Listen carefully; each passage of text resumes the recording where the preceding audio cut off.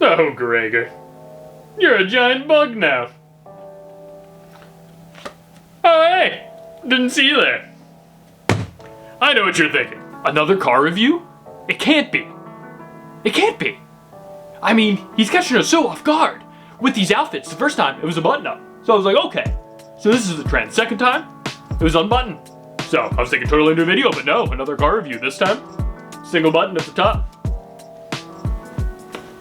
I know. Maverick, icon, trendsetter. That's me. But that's not why you're here. You are here for a car review. You are here. So there's one thing for you to do. That's shut the fuck up and watch this video.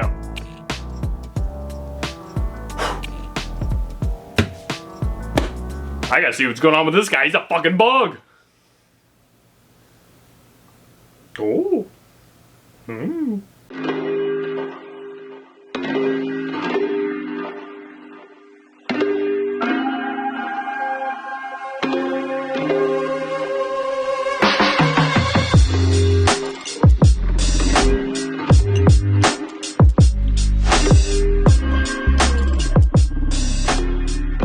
This is a Honda Fit, and it's a car.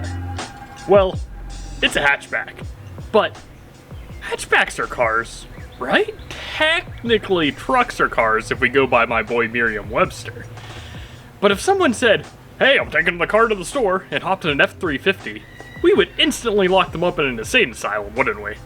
This is a Honda Fit, and it's a horseless carriage. This is a Honda Fit, and it's a Honda Fit. This is a Honda Fit, and it's an automobile. You may think that after my last few reviews that I'm gonna bash this car for being boring or terrible. But while it's far from exciting, I have quite a hot take. This is the perfected version of the automobile. This is 100 plus years of automotive transportation technology refinement. This is the Honda Fit. You heard me right. No, it's not the last of the analog supercar greats, the Ferrari F40 or the Carrera GT. No, it's not the new wave of hybrids and electrics like the Koenigsegg Gemera or the Porsche Turbo S. Nor is it the workhorse F-150 or the off-roading king, the Jeep Wrangler. While all of those are amazing machines, and I could see a valid argument for them being the ultimate vehicle, they're all doing something more than just being an automobile. They aim to terrorize the track, or just your neck, or they aim to haul stuff around, or perform well off-road.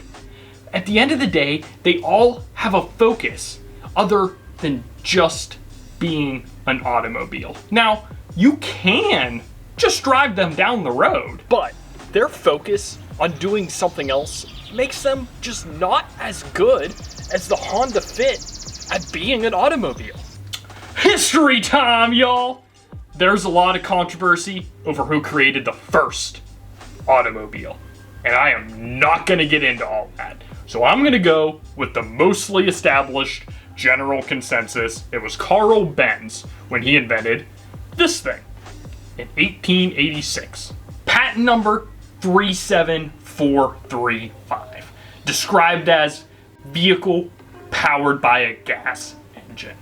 There were things before this, notably the steam-powered car designed by Nicholas Joseph Cugnot. There is an argument that this was the first car, but the Benz is the first automobile. The first hunk of metal powered by the good old internal combustion engine. Suck, squeeze, bang, blow! This was a machine designed to drive on the road, getting you from point A to point B. It was not designed for anything else. Wasn't designed for speed, wasn't designed for hauling, wasn't designed for off-road. Point A to point B, just like the Honda Fit. And the Honda Fit is a lot better at that job than this guy. The car, not this guy. This guy. Let's compare specs here. Specifications. Benz. 1 cylinder. 0.95 liter engine. Putting out a whopping 1 horsepower. Top speed, 9 miles per hour. Rear wheel drive, automatic transmission. Fit. 4 cylinder, 1.5 liter. 130 horsepowers. Top speed, 127 miles per hour. Front wheel drive, CVT automatic transmission. It's got that snowmobile shiz. Neither automobile is trying to be anything more than just a mode of transportation. The Honda Fit is just 135 years of automotive engineers working their asses off to get us to this point. It's almost unbelievable to think that in just over one lifetime, only 135 years, we went from this, the Benz, to this, the Fit, and to this.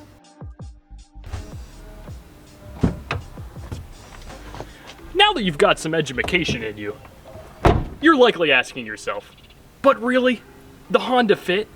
Yes, the Honda Fit, goddammit. It's cheap, it handles well, it's not cramped, you can put stuff in it, it gets good gas mileage, it's got enough power, it's well built.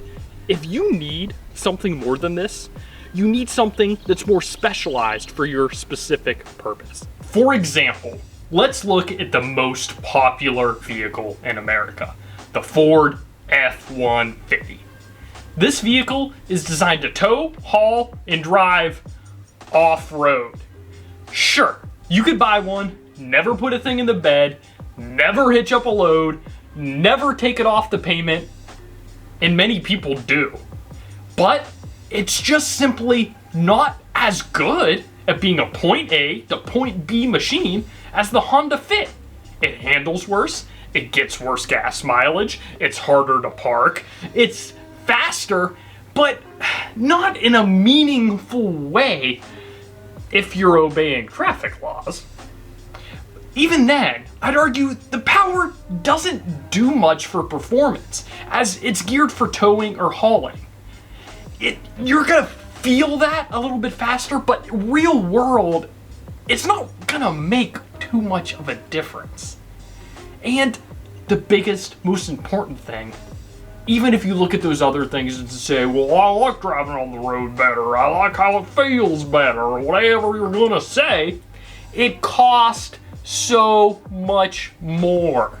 You could literally have 2 base model Honda Fits for the price of a base model F-150, and that's the single cab, just hose it out because it's all vinyl flooring, you got a shit radio, you got wind up windows, rear wheel drive, V6 engine, long bed if you're lucky. Just, it's not the F-150 you want unless it's just a work truck, and in that case you're not going to want to drive a work truck instead of a Honda Fit. Why pay all this money for things you don't need if all you need is an automobile? Same thing with the sports car. Sure, a Mustang, a Corvette, a 455 Italia, they drive better, they handle better, they are faster, they make much better noises. But at the end of the day, you're paying more for something that you don't need. Nobody needs a Shelby GT500, no matter how much you want it. Now, I can hear all of America yelling at me now, but what about the SUVs? I can fit so many stuffs. I can drive off the roads. It's got drive for all the wheels. Let's address these concerns that I just mockingly screamed at myself one by one. Yes, some SUVs can fit more than the Fit. Hell, some SUVs could probably fit the Fit. But this, again, is a purpose beyond just being a car. 99% of the time, you can fit what you need into this car, automobile. those rare times that that TV is just a little bit too big to fit, you can just have it delivered. And yeah, that costs money. But so does the SUV. Most SUVs' only real off-road advantage is the clearance, which I will say is needed in some situations. But most of the time, a good set of tires is all you really need. Yeah, the SUV is better, but how many people truly utilize their SUVs in a way that makes it worth buying the SUV?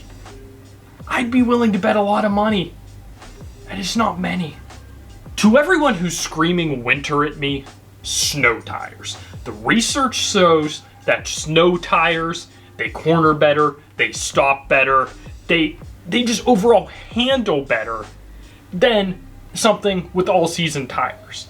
That is even putting front-wheel drive cars up against all-wheel drive cars. I would take a little tiny front-wheel drive or even rear-wheel drive car with snow tires over a big old chonker with no season tires on them any day. The only real solid argument for needing an SUV over a car is you need a bigger backseat to fit third or fourth row, fifth row, sixth row, seventh row, however many rows you can fit in that thing for all those kids that you pumped out. There are a few cars that go up against the fit in this battle for being the greatest automobile humans could produce with 135 years of automotive engineering. And they are the Ford Fiesta. Horrible automatic transmission problems, especially at the beginning. I know some people that haven't experienced the problems at all. I know other people where it basically ruined the car, and Ford was very hard to work with on it for the longest time. In some cases, they never got better to work with on it. But if you get a well-equipped one, it can be a very nice, comfortable car. For the same price tag, I'd never pick it over a Honda Fit. Sorry for everyone I sold Ford Fiestas to when I was a Ford salesman. The Chevy Sonic. I don't know a lot about it, but it's a Chevy Sonic. Hyundai Accent. It's good. It's good. It's just not quite on the same level as Honda. The build quality's not there.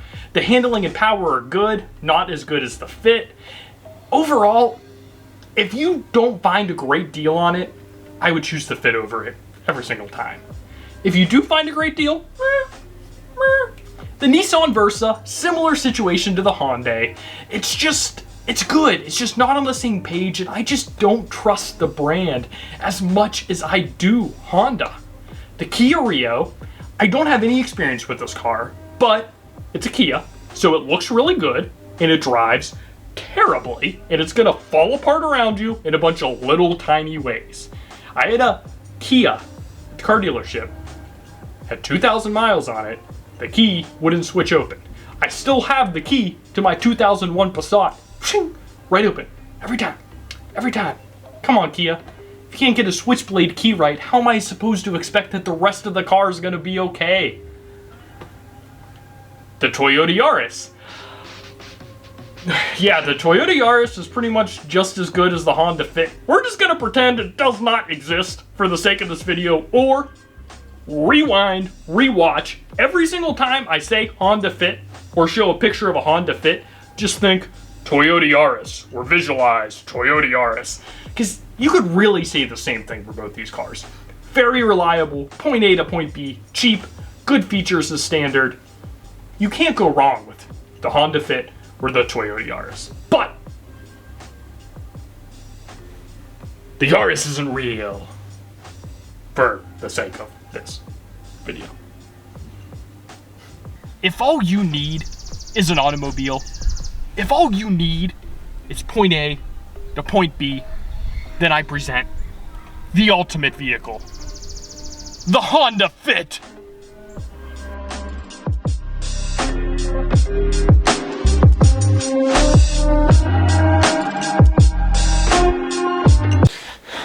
I got here as fast as I could. I heard that you just saw the review for the Honda Fit. So, what you need to know is that the score for that car is 78. The score is 78. I'm gonna add it to the chart. Now,